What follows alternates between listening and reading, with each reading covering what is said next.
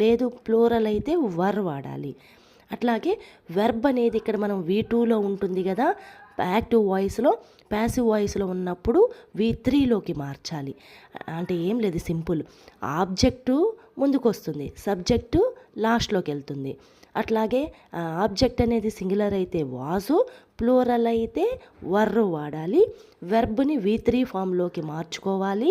అట్లాగే మనం సబ్జెక్ట్ని లాస్ట్కి తీసుకొని వెళ్ళాం కదా, ఆ సబ్జెక్ట్కి ముందు మనం ముఖ్యంగా బైని వాడాలి. బై అంటే చేత అని. Valmiki wrote the Ramayana. ఇక్కడ చూడండి, సబ్జెక్ట్ వాల్మీకి, ఆబ్జెక్ట్ రామాయణ.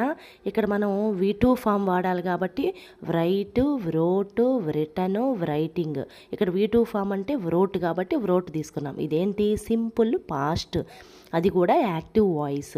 ఇప్పుడు దీన్నే మనం ప్యాసివ్ వాయిస్లోకి మార్చాలంటే ఏం చేయాలి అంటే, వాల్మీకి అనేటువంటి సబ్జెక్ట్ని లాస్ట్కి తీసుకుపోవాలి, రామాయణ అనేటువంటి ఆబ్జెక్ట్ని ముందుకు తీసుకురావాలి. రామాయణ అనేది సింగులర్ కాబట్టి వాజ్ వాడతాము.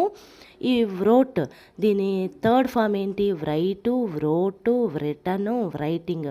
దీంట్లో V3 ఫామ్ వచ్చేసి రిటన్ కాబట్టి రిటన్ అని వాడాము. అట్లాగే ఇక్కడ మనం వాల్మీకి అనే సబ్జెక్ట్ని లాస్ట్కి తీసుకెళ్ళాలి, దానికి ముందు బై అనేది వాడతాం. బై అంటే